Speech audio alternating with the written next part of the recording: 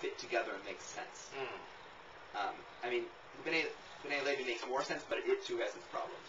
Well, everybody's going to have their problems. So what we want to know is how does this Pirush go? In other words, what is it? How do we understand what he's saying? He says that the shita of the ani, right, seems like Rabbi Eliezer. Why? From the Marafula?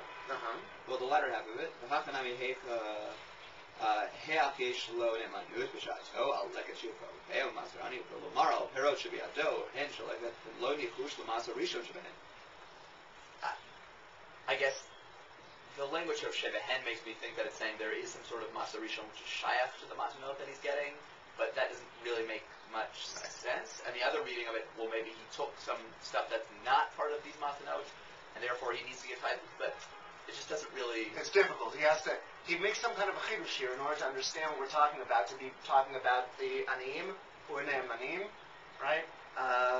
He says that he has to say that you have to take maser from matnot anim, which we generally say you don't have to take any maser. You don't have to take maserot from matnot anim. If anybody has the ribaz, at the end of the first chapter, he says, ורבי אליעזר סובר בגם האחרון הוא מוחזק לנאמן, והשתא מתניתין דקטני והמעשר עני בכל שנתו. So he understands to be talking about specifically about מעשר עני עד כאן. סליחה. על כוכך עד יקר רבי אליעזר דמהאחרון מהימן גם על הראשון. דעיקר רבנן מה בכך דמאמנינן להו דמעשר עני הוא. דילמה לא הפריש הבעל הבית מעשר ראשון ממנו. So the question, he adds a piece, right? That who was it who was expected to be mafrish maaser rishon? The Baal Habayit. In other words, somebody comes to and he says, "This is maaser aniyim. It's patur from masrot, right?" So and we say, "Well, that means that we know that Baal Habayit gave maaser ani, right? But can we be certain that he gave Maser Rishon. Oh, so the fact that the ani is saying, this is my leket from so-and-so's field. Well, it's Maser Ani, right? That the Rivaz understands us to be talking specifically about Maser Ani, right? And the Ne'eman or Lo Ne'eman is now tossed from the Ani onto the Baal Habayit. Because Maser Ani is in the place of Maser Sheni. Therefore, if he gave Maser Ani, he must have given Maser Rishon. If he didn't, if we hold, that's according to Shita Rabbi Eliezer, if we didn't hold according to, if we hold according to Chachamim, right, what might be the problem, Matt? Wait, if we hold according to Chachamim, then you would. Yeah. If you go according to Chachamim... Oh, Chachamim say Rishon, you don't know about Sheni. No, Chachamim say if you did Maser Rishon, then you can assume that they do Maser Sheni. If they do Maser Sheni, we can't assume that they did Maser Rishon. And therefore, what might be mixed in with this Ani is Maser Ani? Maser Rishon. And Trumat Maser, by nature of being mixed in, right? There's also Trumat Maser. The only problem, according to the Mefarshim, at least the way they explain out the original thinking in the Tosefta, is that we're now kind of equating Maser Ani and Maser Sheni for the purposes of making this claim. Whereas the biggest problem that the Mefarshim bring up, that seems to stand in the way of doing this, is that Maser Sheni, the reason why for Rabbi Eliezer we trust him is because, or for Hachamim, the reason why we assumedly wouldn't trust him is because Maser Sheni he keeps, right. Whereas Maser Rishon he gives away. But Maser Ani is giving away, which means the equation between the two seems to fall apart. Excellent. Okay, so yes, okay, that's the weakness of the Ribaz. It may be that the Ribaz takes that from Marafulda, and I just didn't see the Marafulda. My edition doesn't have it. So it may be that he takes it from there. In any case, his explanation is pretty good with the exception of what David said. And therefore, we get the Pnei Moshe, who interprets how? Ben Levi. The Pnei Moshe says, now we skip all the way down to Ben Levi Ne'eman Le'olam. And what do we say? That Ben Levi is Ne'eman on this... on Trumas Maser. That it is Ne'eman to have given Trumas Maser, right? And therefore, when he says that that what he has is maser and it's not chayav in other matanot, we can assume that we can eat his food. Now, Matt, you had an issue with the problem of connecting to Ben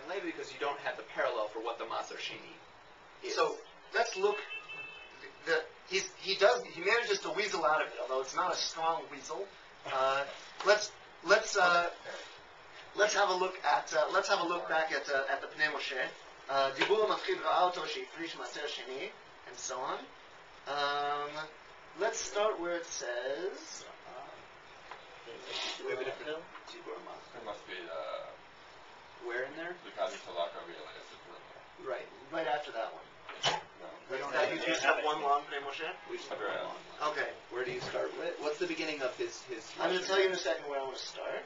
Let's start with where it says Rabbi Eliezer Savar. Oh, there. End of the long line. Okay?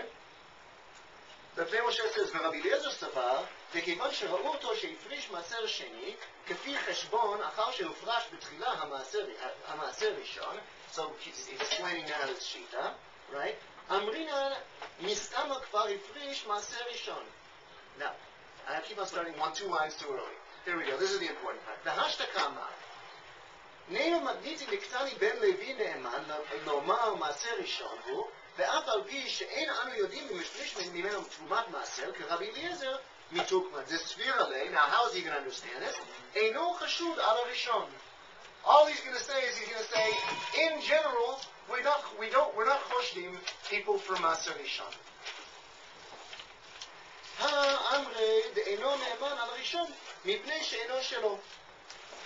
In general, right, according to the svara that David brought up to us, we say that Maser Rishon is what we suspect that people won't give properly because they don't get to keep it, as opposed to Maser Sheni, which what difference does it make? They'll keep it, and they'll give it because they can eat it themselves, right?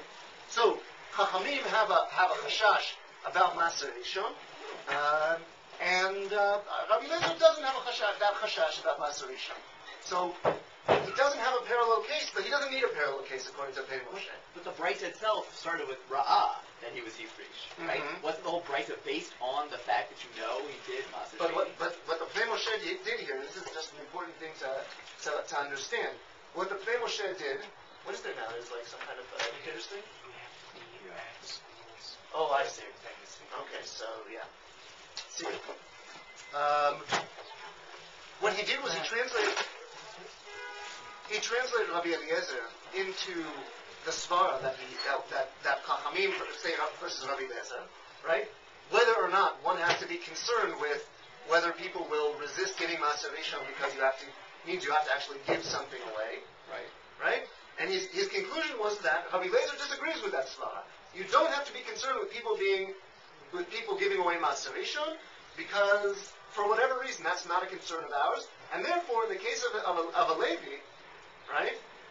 Where his Trumat Maser is the equivalent of Maser Rishon, will. But that's not Pshat of Rabbi Eliezer's Shita, nor of the way the Gemara is reading it. The closest we come to Pshat, at least as far as I understand, is the Ribaz. That